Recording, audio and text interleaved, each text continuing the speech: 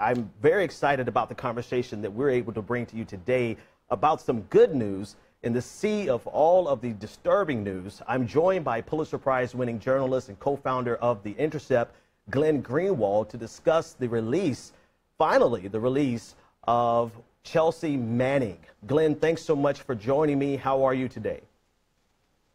I'm doing great. How are you doing? I'm doing great. So we've seen some tweets from Chelsea. We've seen that she is finally free. I just want to start with you. Tell me, what are you thinking? What are you feeling about this? I had a chance to read your article, and we'll dig into that a little bit. But first, I just want to get a sense from you because you know her. Tell us about what you think. So I'm trying to focus on the positive, of which there is a great deal. I think a lot of us who have been working on her case for a long time and who have gotten to know her really well actually had a hard time envisioning the day that she would be released. Mm-hmm. She was originally sentenced to 35 years in prison. It was hard to imagine how that would be significantly shortened. Mm-hmm. And so it's a little bit surreal to see her tweeting photos of her no longer in a military prison, which is where she's been for the last 7 years, basically all of her 20s. Since she's 22, she's now 29. Mm.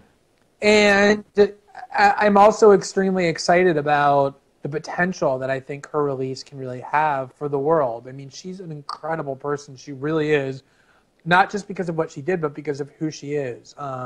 She's incredibly engaging and compassionate and intelligent. Mm-hmm.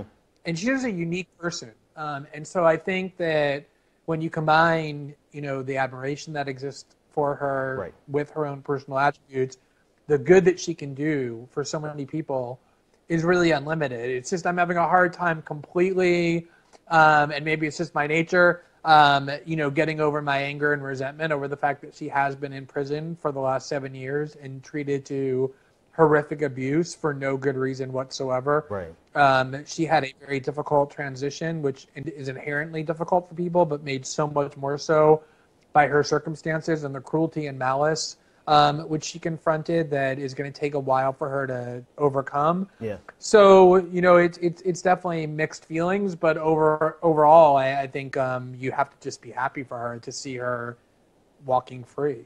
Yeah, and to that point, I saw the tweets of her first steps out of the prison and her first slice of pizza. I mean, before we even get into the politics of it, the implications about the future, I mean, just the sheer joy of seeing her free and experiencing and expressing herself in this manner, I think that's a story in and of itself, especially considering you alluded to it, the almost torture that she went through while in custody, while in prison, almost to the point of taking her own life. And not only just that side of the equation, but the casual dismissal that so many people and disdain that so many people still have for her, despite her clear contributions to America and the world at large. What do you think in that regards? Right. I mean, that's part of what accounts for my mixed feelings.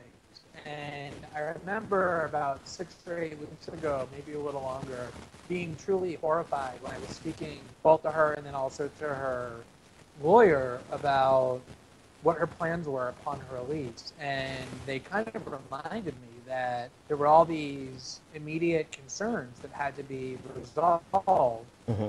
before she could even start thinking about that, including security concerns. I mean, she's a polarizing figure.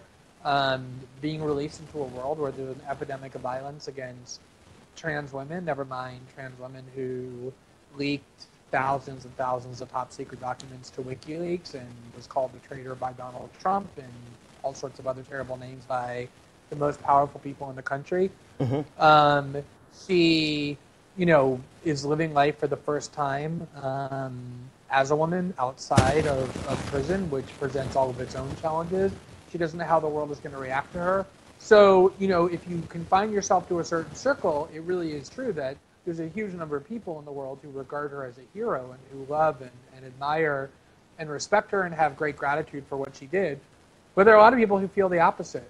There's a lot of ugly bigotry toward her. There's, and I remember in particular, it was very difficult politically to generate any support for her because you had, on the one hand, conservatives who just naturally hate leakers going back to Daniel Ellsberg and the Nixon administration. Right. They regard the Bush administration, they regard leakers as traitors and having committed treason. But then because Chelsea Manning leaked documents during the Obama administration and was imprisoned by the Obama administration and abused by them, you had lots and lots of Democrats, probably the majority, also spewing scorn for her and refusing to be sympathetic to her case or defend what she did in a way that they obviously would have had she leaked during the Republican presidency.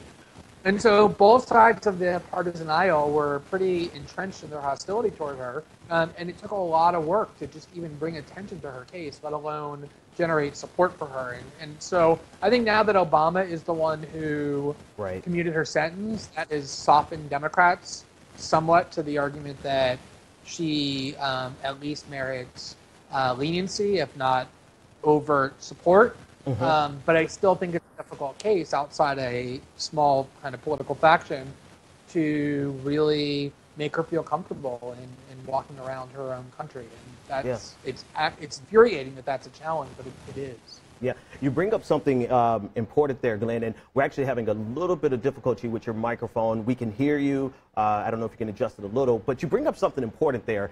The fact that it was President Obama's administration who tried her. She was in prison during his administration, and now he was the president to commute her sentence. This places a lot of, I have to refer to them as partisan hacks, in a difficult position because their knee-jerk reaction was to defend President Obama's decision, even in the face of this clear example of the administration trying to make an example of someone. So now their national inclination was to defend President Obama to the detriment of Chelsea, and now they find themselves in quite the problematic position rather, because he was the one to commute the sentence. Where do we go in terms of this side of the equation? People who, if this had happened underneath Bush, they would be celebrating Chelsea. If this happened underneath Trump, they would be celebrating Chelsea. But instead, we find ourselves having to fight tooth and nail just to get a modicum of respect for the human rights violations that she suffered. Where do we go in terms of the partisan considerations, and how does that impact Chelsea's next steps? It's just sort of the torment of being, a craven partisan hack, as you said. I mean, that's part of the difficulty is sometimes the leader that you revere and who you mindlessly follow and support sometimes does one thing and then does an opposite thing after that, and you get put in the position of having to basically take completely antithetical positions in order to stay in accord with the leader whom you've decided to follow for partisan reasons. I think probably the best or the worst test case, and I feel like we talked about her on your last show, so let's make an effort, if that's true, not to on the next one, is Joy-Ann Reid, who was actually one of the leaders back in 2010, 2011 in mocking and scorning Chelsea Manning, and in particular the concerns about the abusive treatment, which, as you've alluded to, a UN investigation actually found, a formal UN investigation by the top UN torture official found was cruel and inhumane and bordered on torture and violated international norms. She was mocking the hell out of it. Joy-Ann Reid was, saying things like, oh, give Chelsea Manning her blankie and pillow, and, attacking me because I was the one who actually broke the story originally about the conditions in which she was being held. Right. And just in general defending the idea that she was getting what she deserved. I remember at one point Joy-Ann Reid said, prison is meant to be unpleasant. As justification for what this UN body ultimately found was borderline torture. And now, of course, President Obama has turned around and was the one who commuted her and commuted her sentence. And so that puts Joy-Ann Reid in a really difficult position. Like, she can't anymore attack Chelsea because it's now a right-wing position to attack Chelsea. That's what Donald Trump is doing, attacking Obama for having released her. Right. But she can't quite... even someone like Joy-Ann Reid can't quite do a 180 reversal and start praising Chelsea Manning. So on Twitter, I noted today there was a video about Chelsea Manning's release, and all Joy-Ann Reid said was in this very passive-aggressive way, meanwhile, ... with a link to the video, because she had nothing else to say. Because, she's not someone who can form honest opinions, and she got put into this really terrible dilemma. So I do think, like I said, you see Democrats being a little bit more open to the prospect that, okay, well, even if we think that she broke the law, maybe this punishment was too harsh. It was time to release her. I think Obama's commutation is what caused that. And so as sick as that makes me, because it's all motivated by mindless partisan, just emptiness, I guess I'll take it where I can get it. Yeah.